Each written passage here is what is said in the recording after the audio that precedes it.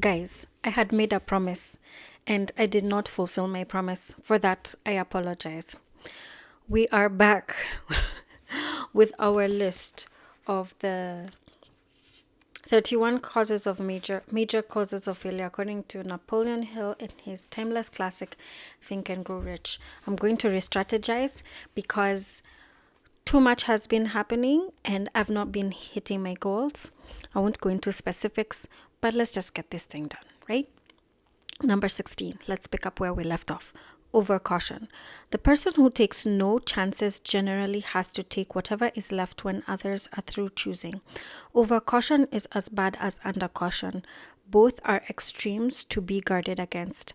Life itself is filled with the element of chance. As we know here, I do personal reflections and give like everyday examples in my personal life of situations that apply to the topic or subtopic that I'm talking about. So here's something that just flashed in my mind is like when I first moved to this place that I'm in, which I will not mention, there was this thing where I used to go to the mall and I used to look at clothes on the rack for sale, like that would be on sale, or I'd see something that I'd really like. And then I'd tell myself, you don't have enough money for that. And honestly, they weren't like expensive, but I was on a student budget. And to be honest, it all stems from me not being confident about like my money habits, and I was really well behaved as far as money was concerned, and I was financially responsible, but I just had this mental, I don't know what to call it, but I had this mental block where money was concerned, and I just didn't trust myself with money. I didn't want to overspend. I didn't trust myself as far as money was concerned. But that's just a poverty mindset. Let me just be honest here. So I would say, hey, I'll come back. And if I see it next time it's on sale or it's still on the rack, I will get it. Guess what? The next time I'd leave the store and I'd be like, yeah, I made a good decision. I was clever. I was wise. I was smart.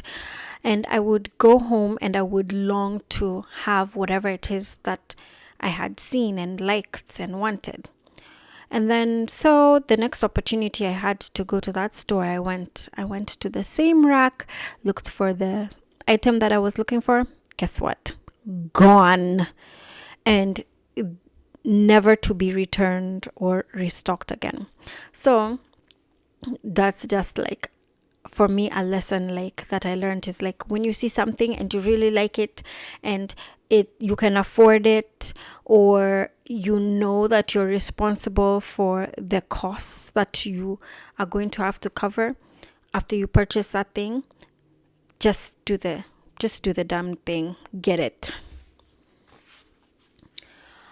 Number 17, wrong selection of associates in business. This is one of the most common causes of failure in business. In marketing personal services, one should use great care to select an employer who will be an inspiration and who is himself intelligent and successful. We emulate those with whom we associate most closely. Pick an employer who is worth emulating. Here I have no story, sorry. However, I believe there are nuggets of wisdom here and it's self-explanatory. So, some things are within our control, some aren't in our control.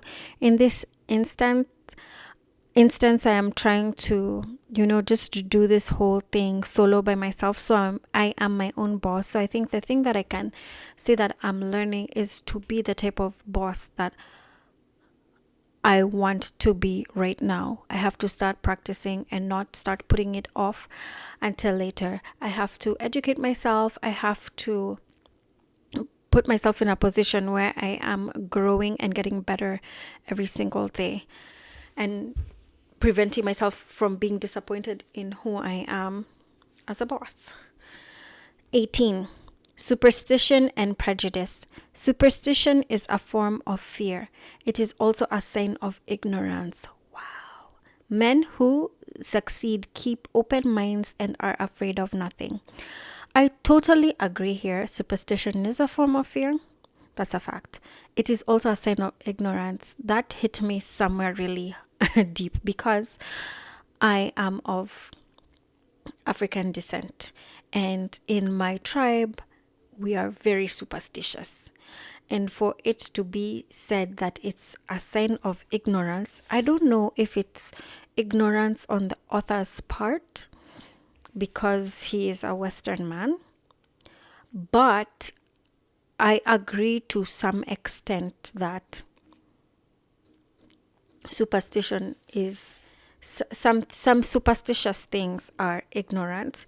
And I say that because I am also a professing Christian, and we are not supposed to let external things influence our lives. We are supposed to root everything we believe in Christ and in our Heavenly Father. So for that, I will say yes. Superstition is ignorance. However, there are some places where superstitions mean something, but I'll leave it at that. Moral of the story: do not be superstitious and don't be prejudiced. Number 19, wrong selection of a vocation. No man can succeed in a line of endeavor which he does not like. The most essential step in the marketing of personal services is that of selecting an occupation into which you can throw yourself wholeheartedly. I totally agree with this. And I will put like an asterisk dependent on your personality. There are some people who are really good at everything, and I chalk it all down to their personality. However, they are the exception and they are not the average person, right, that we're speaking to. The person that is going to be reading this book, I want to say, is going to be the exception at most times. However, we will say let us accommodate the fact that average people, myself included, and when I say average people, I will say like when you have like a standardized form of thinking or you have like herd mentality, you might not fall under the category of people who can do anything and everything at all times. So for that person, it is imperative that you choose something that you can succeed in. And for most people, they succeed and excel in things that they are naturally talented in or things that they enjoy doing. 20, lack of concentration of effort. The jack of all trades seldom is good at any. Concentrate all of your efforts on one definite chief aim. I think this can be said, yes, generally speaking, for all purposes, yes, this statement rings true. However, like what I said is that there are some other people who are talented enough to concentrate on different things. However, what I want to say is that the level in which you are involved, like the role you're involved in that field, requires some form of mastery. So some form of mastery of skill sets such as technical know-how, theoretic know-how, communication, and so on and so forth, right? So if you're not working on mastering these examples of like skill set, problem solving, critical thinking, you're not really going to create a footprint or a fingerprint in that field, and so you're not really going to be good at it. So I think what they're trying to emphasize here is that don't just dip and dabble in everything without learning something tangible, something deep about that area. Focus on mastering skill set. 21. The habit of indiscriminate spending. The spendthrift cannot succeed mainly because he stands eternally in fear of poverty. Form the habit of systematic saving by putting aside a definite percentage of your income. Money in the bank gives one a very safe foundation of courage when bargaining for the sale of personal services. Without money, one must take what one is offered and be glad to get it. This is so true. Honestly, there's so many nuggets of wisdom here. I think I'll just go sentence by sentence. The spendthrift cannot succeed mainly because he stands eternally in fear of poverty. So a spendthrift is someone who keeps on spending money excessively or impulsively and not really thinking it through. And it's kind of ironic because they're saying he stands eternally in fear of poverty. So in his mind, they are afraid of being poor, yet their actions are leading them straight to poverty. Form the habit of systematically saving by putting aside a definite percentage of your income. I totally agree with that. It's difficult, and sometimes you have to make sacrifices. Can I be honest? I'm not here yet. I don't do this, but I want to try. I operate in a different way. It has worked for me sometimes, but I'm trying to get on a different level. So, yeah, that's something I have to work on. Money in the bank gives one a very safe foundation of courage when bargaining for the sale of personal services. I suppose this can be true, but I think this also comes about when it's not just about being confident in the money that you have in the bank account, but it has confidence in yourself or what you bring to the table, how you value yourself in the marketplace. Because you can have a lot of money, but you can be insecure, you can have low self-esteem, and you can think like people around you know better than you, not realizing that sometimes people are scammers, swindlers, and sometimes people are not going to offer you anything great just because they appear to know a lot of things.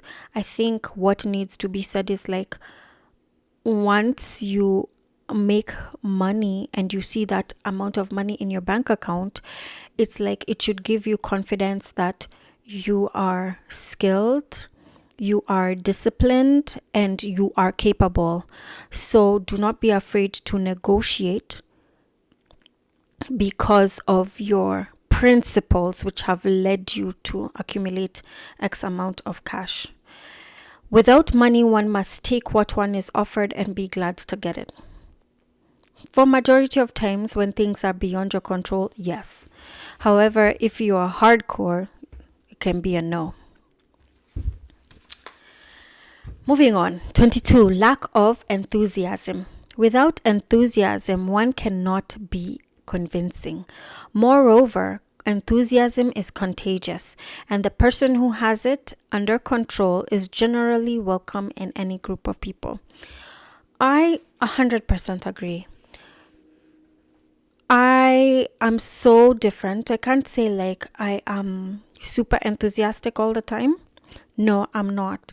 But things that I am passionate about and sincerely interested in, I do demonstrate enthusiasm.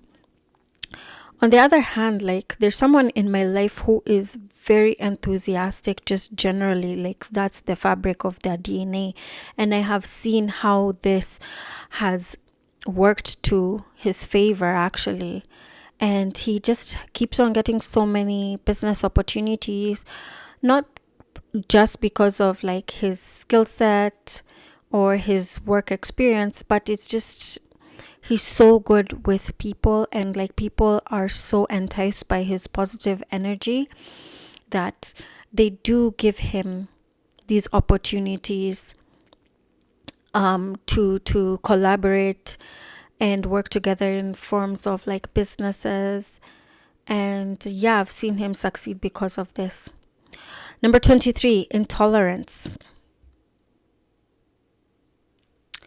The person with a closed mind on any subject seldom gets ahead. Intolerance means that one has stopped acquiring knowledge. The most damaging forms of intolerance are those connected with religious, racial, and political differences of opinion. How true. How true. An example that I will give on this is like I come from a society where like it's so messed up, honestly, but it has to do, it's like with it's kind of like a societal, how do I put it, it's a societal community. So there's a certain type of like group think there, where majority of the people thinks, okay, things have been done this way for a long time and that's just the way to go. And when you bring up new ideas, or when you challenge those old ideas and you try to, spark change, discussion, you're immediately shut down. And one thing that I have learned from my observations is like there's seldom any progress, right?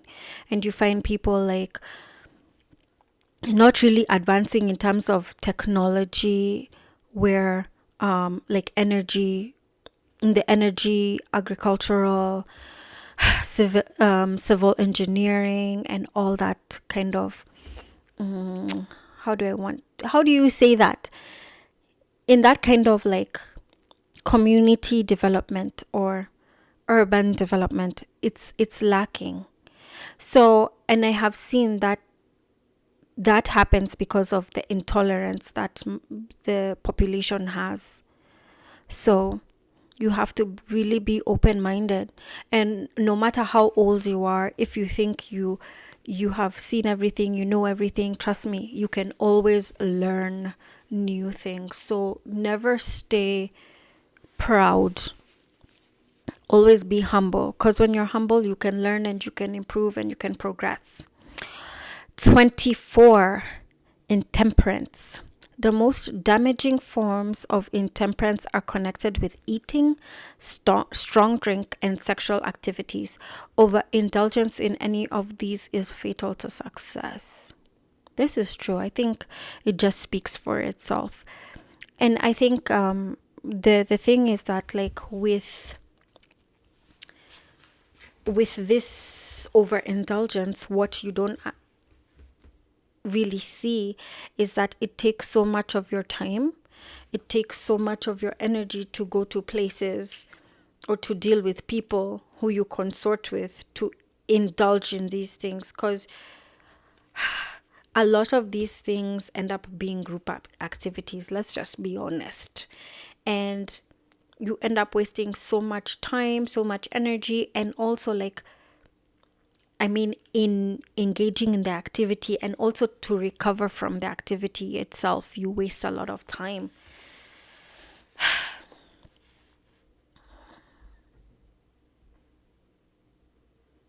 25. Inability to cooperate with others.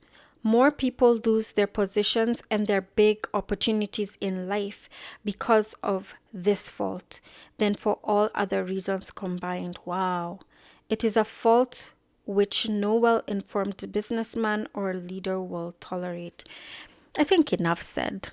If you're like just ill-tempered, ill-mannered, you think you know it all, you want to kind of fly solo all the time, and you just harass people, you're not generally good to be around, it's just not gonna work for anybody.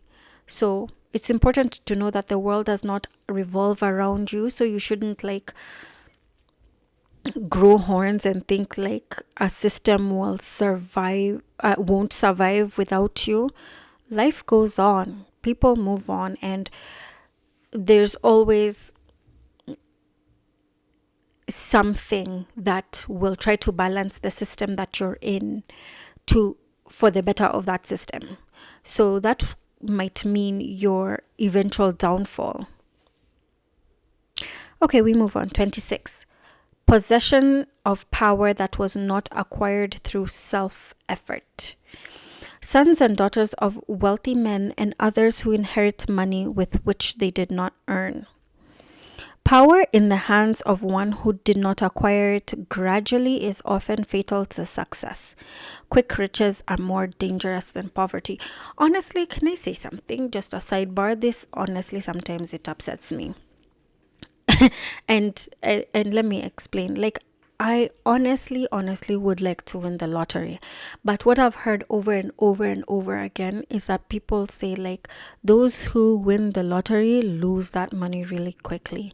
And I'm like, but why? And I like to think sometimes that I'm special and I would manage my money differently, but the truth is, when you are exposed to so much wealth or so much power that hasn't come to you naturally, meaning you haven't gone through the ups and downs and the trials and the triumphs of let's say starting a business or discovering something, or just making your mark on the world. If you did not put in the effort to get it, it's going to be so unfamiliar to you, and you're going to kind of go crazy in your mind, crazy with power, drunk with power, as they say, and you're just going to squander it. I don't know what it is about the human psyche that makes us actually do that, but what they say is true. I honestly hope one day I will find out what the difference between my financial state now, or my state of power now, and my status of power and finance later on. So many wise people have said that quick riches are more dangerous than poverty. And I think this also has to do with management. So hopefully we never get to experience this. 27. I'm just going to take a quick break and then I will come back after my break. So just give me a moment. Thank you for your patience.